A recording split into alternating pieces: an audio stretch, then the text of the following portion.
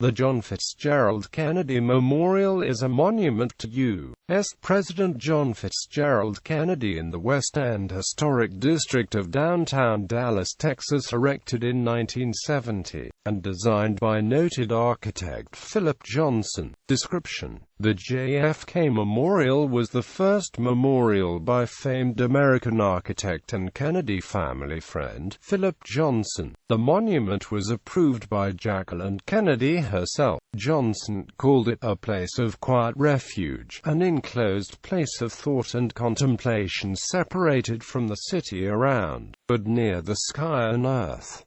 The citizens of Dallas funded its construction entirely. The simple, concrete memorial to President Kennedy dominates a square in downtown Dallas owned by Dallas County and bordered by Main, Record, Elm and Market Streets, one block east of Dealey Plaza, where Kennedy was assassinated. Philip Johnson's design is a cenotaph, or empty tomb, that symbolizes the freedom of Kennedy's spirit. The memorial is a square, roofless room, 30 feet high and 50 by 50 feet wide, with two narrow openings facing north and south. The walls consist of 72 white precast concrete columns, most of which seem to float with no visible support 2 feet above the earth. 8 columns extend to the ground, acting as legs that seem to hold up the monument.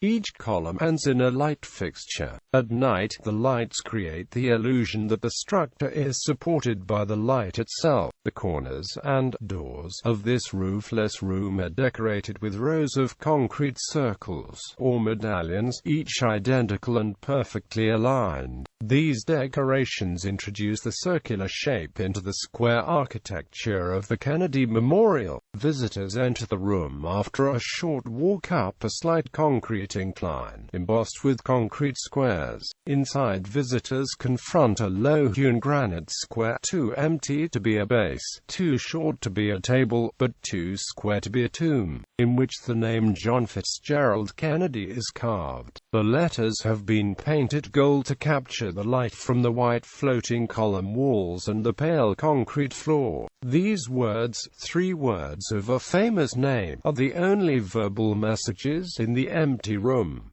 A square granite memorial next to this marker reads, "The joy and excitement of John Fitzgerald Kennedy's life belonged to all men.